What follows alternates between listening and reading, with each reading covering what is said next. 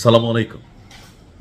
জনপ্রিয় content creator Ripon মিয়া তো গেল ৪৮ ঘন্টা যাবৎ সোশ্যাল মিডিয়া প্ল্যাটফর্মে রিপন মিয়ার গ্রেপ্তারের পর তার অনুসারীরা দাবি করছে যে এটা আসলে কেমন মামলা। আবার কেউ বলছেন তাকে ফাঁসানো হয়েছে, আবার কেউ বলছেন যে না ভাই, শালা তলে তলে খারাপ। আসলে ঘটনা কি? এখানে একটা যে আলোচনার বিষয় আসছে যে একটা সালিশ, এই সালিশে যেখানে রিপন মিয়াকে ৫ লক্ষ টাকা জরিমানা করা হয়েছিল, সেই সালিশে রিপন মিয়া নিজ মুখে তার অপরাধ স্বীকার করেছিল। ওই ভিডিওটা ভাইরালের কারণেই রিপন মিয়া কিন্তু গ্রেপ্তার হয়েছে। এখন ঘটনা কি?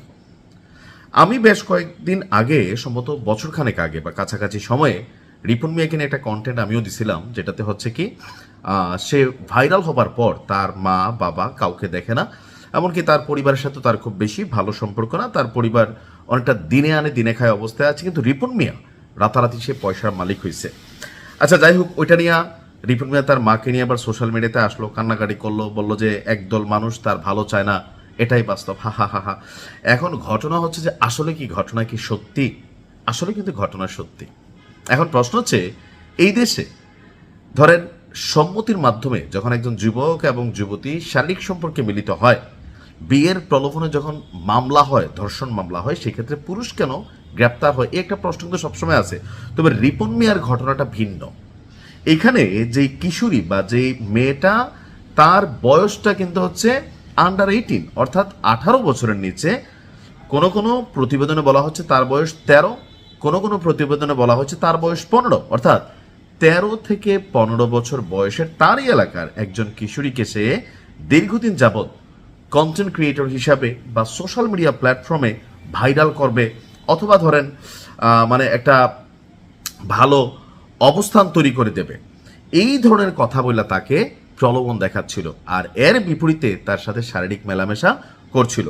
এখন কোনো না কোনোভাবে বিষয়টা কিশোরের পরিবার তখন জানতে পারে, আর কিশোরের বাবা জানার পর এটা নিয়ে লোকালি একটা সালিশ বসে। আপনারা জানেন যে ইদানিং গ্রাম আদালত একটা বিষয় আছে ইউনিয়নের অনেক জায়গায়, যে এই গ্রাম আদালতগুলো আপনার করে কি, যে এই গ্রাম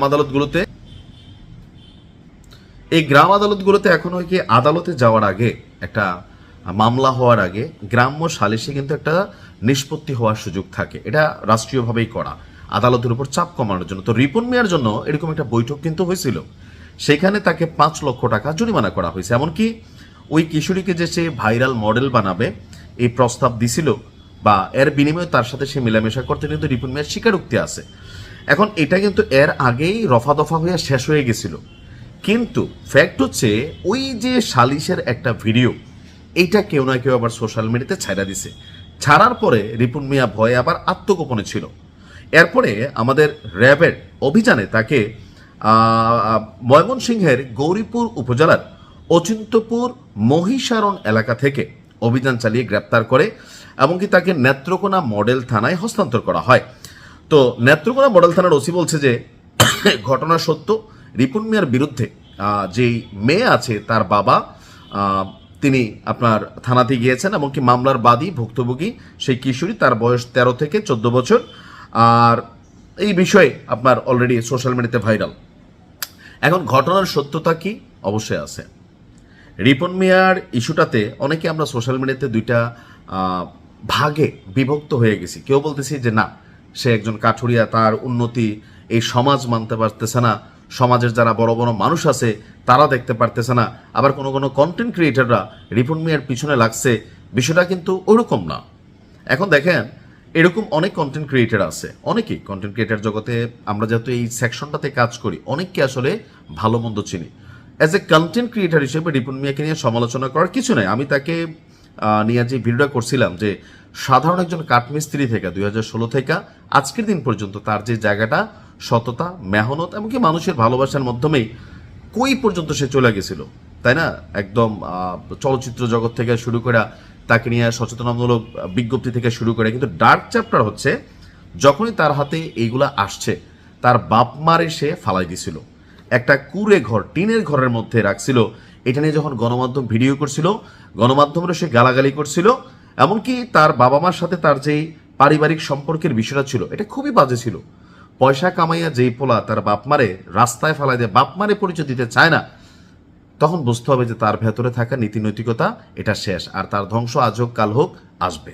এখন রিপন মিয়ার ইস্যুতে ও যারা বলতেছেন যে যখন একটা মামলা হয় বিয়ের প্রলোভনে ধর্ষণ, তো সেই ক্ষেত্রে সবসময় কোনো পুরুষ গ্রেপ্তার হয়, নারীরা কেন হয় না? এখানে বাংলাদেশের আইনে দুটা ফ্যাক্ট আছে। একটা ফ্যাক্ট হচ্ছে আমি এটার বিরুদ্ধে, আরেকটা ফ্যাক্ট আছে অপরিণত বা কিশোরী, অর্থাৎ যাদের বয়স 18-র নিচে, রাষ্ট্র যাদেরকে বুঝ জ্ঞানের মতন স্বীকৃতি দেয় না যে সে নিজের সিদ্ধান্ত নিজে নিতে পারে না, কিন্তু 18-র উপরে যারা করে, এটার বিপরীত আমরা বলছি দেশে নারী অধিকারের নামে অনেক আইন আছে, কিন্তু পুরুষ অধিকারের নামে আসলে কোনো আইন নাই। এই ধরনের মামলাগুলোর জন্য প্রকৃত ধর্ষণের মামলাগুলো আপনার কি বলা হয়, যেটা গতি হারাচ্ছে। যখন কোথাও না কোথাও একটা লিভ টুগেদার হয়, সেখানে দুই পক্ষেরই সম্মতি থাকে, সেই সম্মতির পরে কোনো না কোনো কারণে সম্পর্ক ভাঙতেছে, হইতে পারে মেয়ের দোষে, ছেলের দোষে, কিন্তু ভাঙার পরে যখন মামলা হয় তখন পুরুষ সবার আগে গ্রেপ্তার হয়। এ নিয়ে আইনজীবী ইশরাতের সাথে আমি একবার কথা বলছিলাম, যে ক্রিকেটার নাসির তামিমার যে ছিল, তো ইশরাত আমরা বলছিল যে ভাইয়া এটা নিয়ে আসলে আমরাও সুপ্রিম কোর্টে একটা রিট দায়ের করব।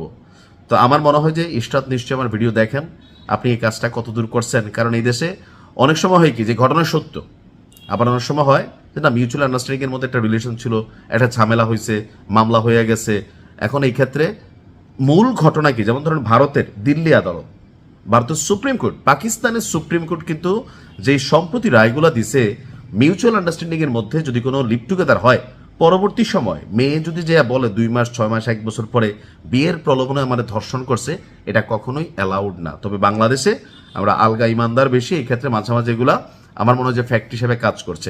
তবে 18-র নিচে এটা রাষ্ট্রীয়ভাবে স্বীকৃত যে একটা বাচ্চা তার বুঝ জ্ঞান থাকে না, যে সে আসলে কতটুকু বোঝে, এটা তো একটা ফ্যাক্ট। 18-র নিচে যাদের বয়স, তারা যদি মার্ডারও করে, বাংলাদেশের আইন হচ্ছে কি তার ফাঁসি হয় না, তাকে কিশোর সংশোধন যেই গার আছে, সংশোধনাগার, সেইখানে পাঠানো হয়, কাউন্সিলিং করা হয়। কিন্তু 18 বছর একদিন হইলে যদি সে মার্ডারও করে, তার বিরুদ্ধে কিন্তু ফাঁসির রায় হওয়ার, যাবজ্জীবন হওয়ার সুযোগ থাকে। কিন্তু 18 বছরের নিচে যখন হয়, রাষ্ট্র এত বড় একটা মেজর অপরাধ তার ক্ষমাসুন্দর দৃষ্টিতে দেখে, কারণ তার নিজের বুঝ জ্ঞান নাই। সেক্ষেত্রে রিপন মিয়ার ইস্যুটা হচ্ছে মেয়েটার বয়স হচ্ছে 13 থেকে 14 বছর। আর এখন এখানে পিছনে কি ব্যাকগ্রাউন্ডে কি হয়েছে, এক একজন এক এক রকম ভাবে আমরা কন্টেন্ট বানাচ্ছি। তবে আমি যতটুকু, আমি যে কোনো নিউজ যখন এরকম স্পর্শকাতর নিউজ হয় একটু লেটেই করি, ধরনের সম্পর্কে বিস্তারিত জানার চেষ্টা করি। তো মোটামুটি সবগুলা পত্রিকা ঘাটাঘাটি করে যেটা বুঝলাম, প্রথমে দুজনের মধ্যে একটা মিউচুয়াল আন্ডারস্ট্যান্ডিং ছিল, কিন্তু ফ্যাক্ট হচ্ছে মেয়েটার বয়স কম, যার কারণে রিপন মিয়া ওইখানে কট খেয়ে গেছে। যদি 18 বছর প্লাস হইতো তাহলে সোশ্যাল মিডিয়াতে বিষয়টা ভিন্নভাবে হয়তো আসতো। তো যাই হোক, এখনও আদালতের মধ্যে এটা নিয়ে রায় হয় নাই, এটা বিচারাধীন প্রক্রিয়া আছে, এখন পর্যন্ত এটা নিয়ে মন্তব্য করার সুযোগ নেই। ভালো থাকুন, আসসালামু আলাইকুম।